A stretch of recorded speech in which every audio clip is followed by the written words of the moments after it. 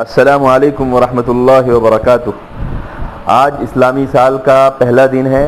1442 کے اعتبار سے اس سال کا آغاز ہے اور محرم کی پہلی تاریخ ہے۔ محرم کے حوالے سے پوری تاریخی کتابیں اور سیرت کی کتابیں بھری پڑی ہیں، جس کے اندر محرم کے فضائل ہے اور محرم کا جو ایک خاص واقعہ رونما ہوا تھا اس کے بارے میں پوری تفصیلی ہدایات موجود ہیں۔ لیکن جہاں تک محرم کی فضیلت، عظمت اور حرمت اور برکت کے بارے میں ہے اور اس کے مقام و مرتبے کے بارے میں ہے، تو یہ 12 مہینے کے اعتبار سے اس کا ایک خاص مقام ہے اور اس کی ایک انفرادی خصوصیت ہے۔ حضور اکرم صلی اللہ تعالی علیہ وسلم کی جب شریعت کا ابتدائی دور تھا تو اس میں اس کے اعزاز و اکرام میں جنگ کرنا منع کیا گیا تھا۔ قرآن کریم نے فرمایا تھا قل قتال فیہ کبیر، کہہ دیجئے کہ اس میں قتال کرنا، جہاد کرنا، لڑائی کرنا بہت بڑا گناہ ہے۔ اسے حرمت والے مہینوں کے اندر بھی شمار کیا گیا ہے۔ قرآن کریم نے فرمایا ان عدۃ الشہور عند اللہ 12 شہرا، کہ مہینوں کی گنتی کے اعتبار سے اللہ رب العزت کے نزدیک 12 مہینے ہیں، لیکن ان میں سے منہا 4 حرم، 4 مہینے ادب کے ہیں۔ 4 مہینے ادب کے کون کون سے ہیں؟ جس کے بارے میں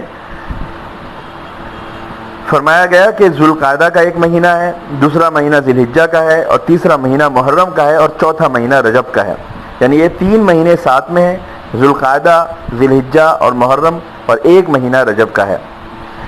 محرم کے اندر جو خاص اعمال کرنے کے ہیں، انشاءاللہ گاہے گاہے وہ آپ کے سامنے باتیں آئیں گی، لیکن خاص اعمال اس کے یہ ہے کہ محرم کا روزہ رکھنا چاہیے۔ حضور اکرم صلی اللہ تعالی علیہ وسلم نے ارشاد فرمایا، مسلم شریف کی روایت ہے کہ رمضان کے روزوں کے بعد سب سے بہترین روزے اللہ کے مہینے یعنی محرم کے روزے ہیں۔ وَأَفْضَلُ الصِّيَامِ بَعْدَ شَهْرِ رَمَضَانَ صِيَامُ شَهْرِ اللَّهِ الْمُحَرَّمِ۔ اور حضرت ابن عباس رضی اللہ تعالی عنہما سے مروی ہے، قال رسول اللہ صلی اللہ علیہ وسلم من صام یوما من المحرم فلہ بکل یوم 30 یوما، جو محرم کے ایک دن کا روزہ رکھے گا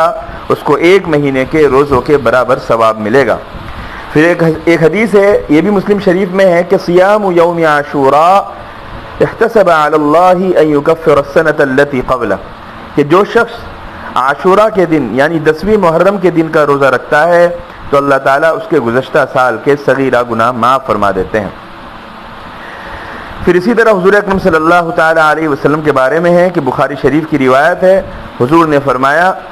کہ رمضان مبارک کے مہینے اور 10 محرم کے دن روزہ رکھنے کے بارے میں حضور اکرم صلی اللہ تعالی علیہ وسلم کا معمول یہ تھا کہ آپ خاص اہتمام فرماتے تھے،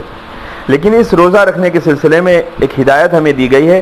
کہ تم یہود کی مخالفت کرو، لہذا ایک دن پہلے یا ایک دن بعد کا تم ملا لو۔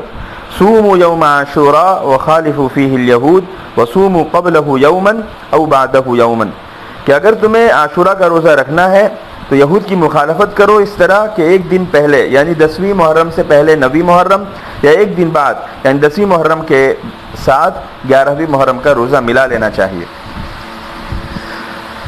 اور رسول اللہ صلی اللہ علیہ وسلم کا ایک قول اس دن اپنے گھر والوں پر، اپنے اہل و عیال پر وسعت کے ساتھ خرچ کرنے کے سلسلے میں یہ ہے کہ من وسع علی نفسہ واہلہ یوم عاشوراء وسع اللہ علیہ سائر سنتہ،